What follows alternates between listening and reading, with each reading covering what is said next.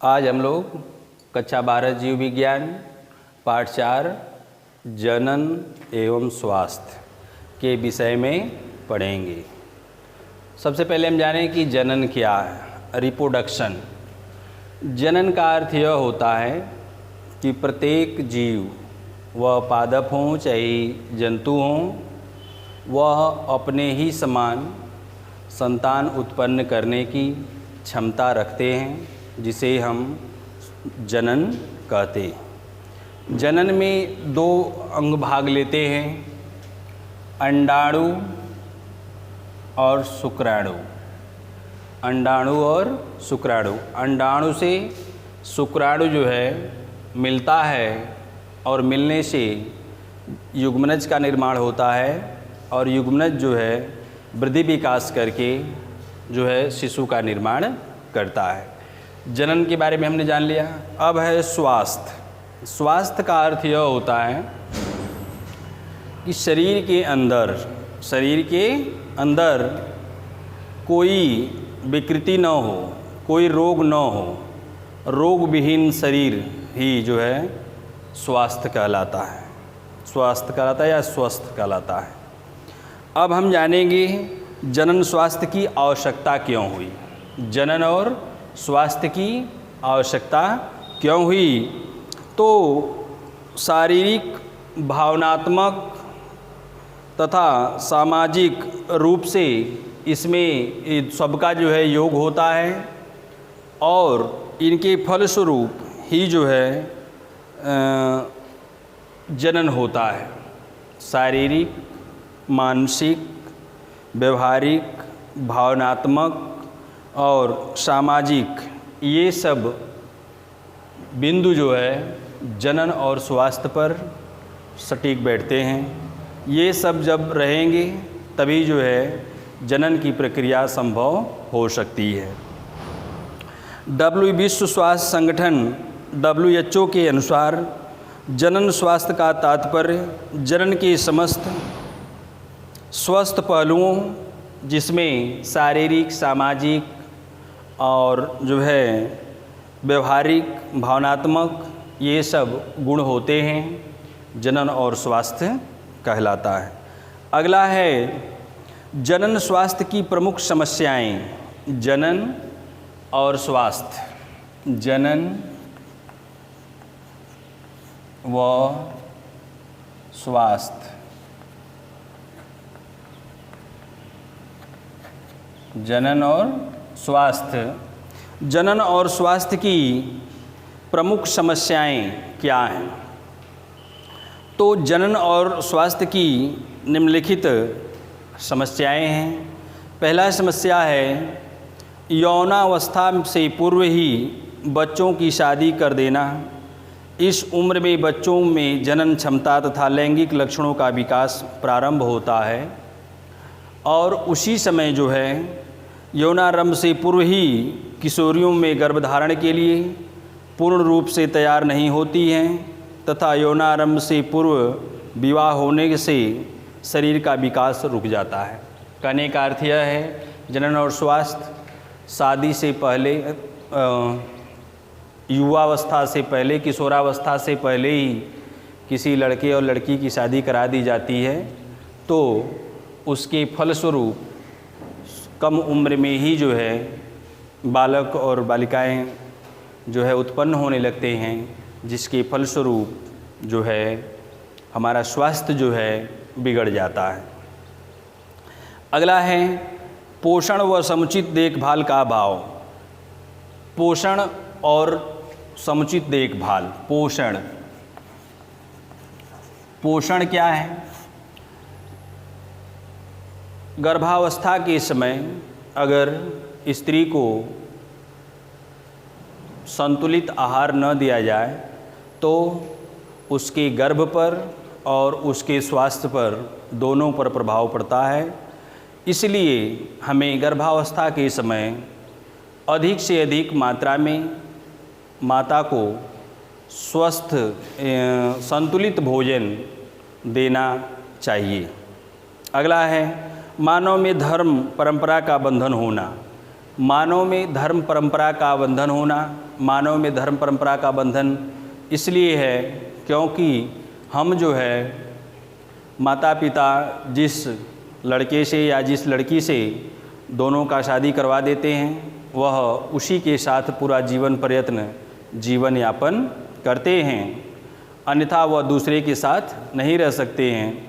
यह जो है धर्म की और परंपरा के अनुरूप होता है। अगला है मानव में कम उम्र में बार बार संतान का उत्पन्न होना। जैसे कहा जा रहा है कि जो है बहुत कम उम्र में ही जो है बालिका को बार बार जो है संतान उत्पन्न हो रही है, तो उसके फलस्वरूप उसके शरीर में बहुत सारी मिनरल्स और विटामिन्स की कमी हो जाती है, जिसके फलस्वरूप उस व्यक्ति में, उस माता में अनेक प्रकार के रोग ग्रसित हो जाते हैं और अंततः उनकी मृत्यु भी हो जाती है। अगला है जननांगों की स्वस्थता तथा स्वस्थता की जानकारी के अभाव में अनेक यौन रोग संचारित हो जाते हैं। कह रहा है कि जननांगों की स्वस्थता, जननांगों की स्वस्थता का मतलब यह है कि जो रिप्रोडक्टिव आर्गन हैं उनका जो है हमें समय समय पर या प्रत्येक दिन हमें उसकी साफ़ सफाई करनी चाहिए, जिसके फलस्वरूप साफ़ सफाई न करने से स्त्री और पुरुष दोनों में जो है यौन संचारित रोग हो जाते हैं, जिसके फलस्वरूप गर्भधारण करने में बहुत बड़ी परेशानी होती है।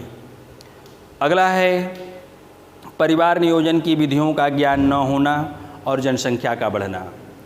परिवार नियोजन के विधियों का ज्ञान न होना, ये तो कहिए कि जो है आज के डेट में सब लोग शिक्षित हो गए हैं, लेकिन कुछ परसेंट ऐसे स्त्री और पुरुष हैं जो कि इन सब को बेटी बेटा को जो है भगवान या दैवी संपत्ति मानते हैं कि भगवान दे रहे हैं तो हमको लेने में क्या हुआ है। तो आज के डेट में हमें गर्भ निरोधक गोलियां, गर्भ निरोधक जो है रसायन और गर्भ निरोधक युक्तियां और उसके बाद जो है बधियाकरण, ये सब सरकार ने उपलब्ध कराया है, जिसके फलस्वरूप जो है इसको करवा करके हम कम से कम संतान उत्पन्न कर सकते हैं। अगला है यौन संचारित रोग व रोकथाम। यौन संचारित रोग व रोकथाम। यौन संचारित रोग, पहला देखिए कौन सा रोग है, यौन संचारित रोग। यौन संचारित रोग में पहला है उपदंश।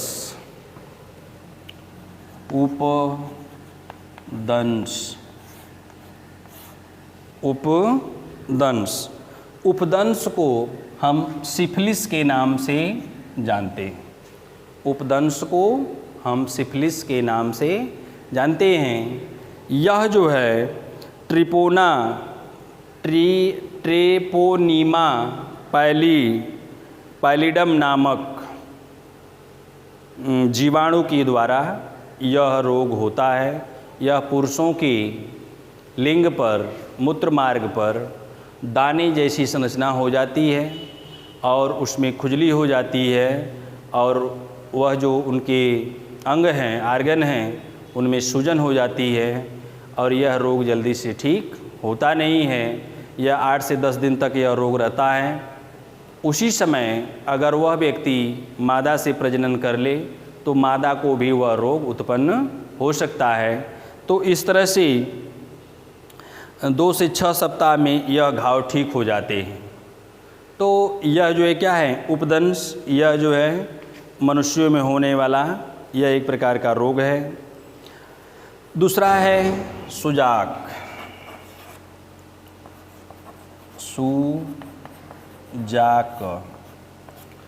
दूसरा है सुजाक। यह जो है नाइसीरिया गोनोरी नामक जीवाणु के द्वारा यह रोग होता है। यह रोग हो जाने पर मूत्रपत्र में जलन और मूत्र त्यागते समय उदरशूल और इनके रानों में लसका गांठें जो है फूल जाती हैं। ये सब क्रियाएं जो हैं सुजाक में होता है। अगला है क्लेमाइडिया। क्लेमाइडिया अगला रोग है क्लेमाइडिया।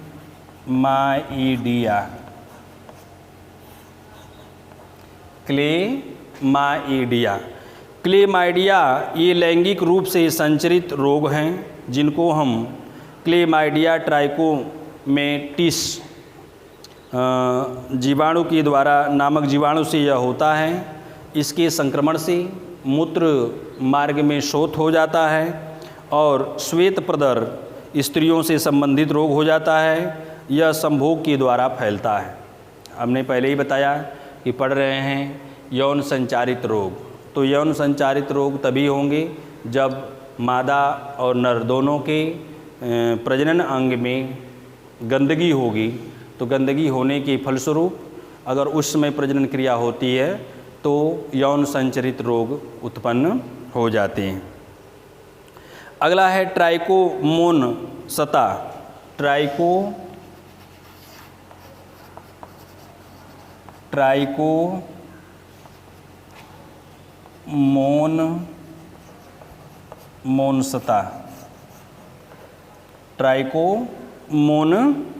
यह ट्राइकोमोनस बेंजाइनेलिस नामक जीवाणु के द्वारा जो है यह रोग उत्पन्न होता है तथा यह मूत्र मार्ग तथा स्त्रियों की योनि का एक पोषदीय परजीवी है जो कि उनके मूत्र मार्ग में जो है खुजली और दाने उत्पन्न हो जाते हैं। तो इस तरह से जो है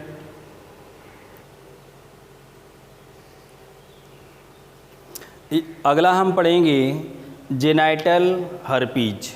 जेनाइटल हर्पीज तो जेनाइटल हर्पीज जो है यह रोग हर्पीज सिम्प्लेक्स विषाणु के द्वारा होता है और जिसमें जनन अंगों में सूजन हो जाती है, पीड़ा होता है, घाव होता है और मूत्र मार्ग में योनि से जो है पानी निकलने लगता है। यह सब लक्षण हैं। इससे जो है इसके संक्रमण से चेहरे व मुंह पर घाव और दाने हो जाते हैं। इसके उपचार के लिए एसाइक्लोविन नामक दवा का उपयोग करना चाहिए। अगला है जनन अंग पर मस्सा। अगला है जनन अंग पर मस्सा। जनन अंग पर मस्सा। जनन अंग पर मस्सा कभी कभी देखा गया है कि इसके संक्रमण से यह योनि पर और उसके ग्रीवा पर जो है मस्से निकल जाते हैं जो कि कैंसर व बाद में कैंसर रोग में परिवर्तित हो जाते हैं। मस्से का मतलब दाना जैसा उसके ऊपर हो जाता है, वह दाना जल्दी ठीक होता नहीं है और बाद में वह जो है घाव का रूप ले लेता है, कैंसर का रूप ले लेता है। अगला है उपार्जित प्रतिरक्षा अपूर्णता संलक्षण HIV।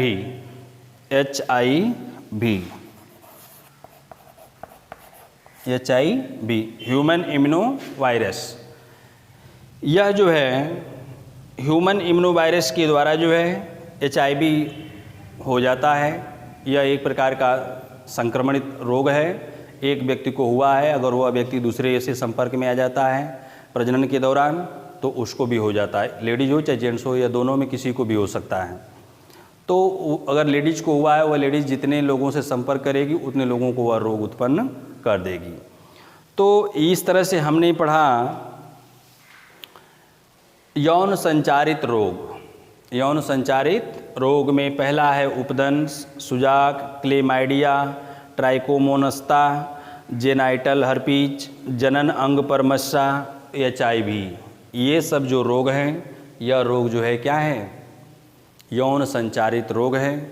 इसीलिए कहा जाता है कि स्वस्थ शरीर में स्वस्थ मन का विकास होना चाहिए। हमें जनन करते समय या जनन की इच्छा होते समय हमें अपने जनन अंग को साफ सफाई से रखना चाहिए, जिसके फलस्वरूप जो है कभी भी यौन संचारित रोग से हम बच सकते हैं। जब साफ़ सफाई रहेगी तो साफ़ सफाई से जो है रोग दूर भागता है, तो इसलिए हमें जो है साफ़ सफाई करना अति आवश्यक है। हम अगले वीडियो में पढ़ेंगे जनसंख्या नियंत्रण।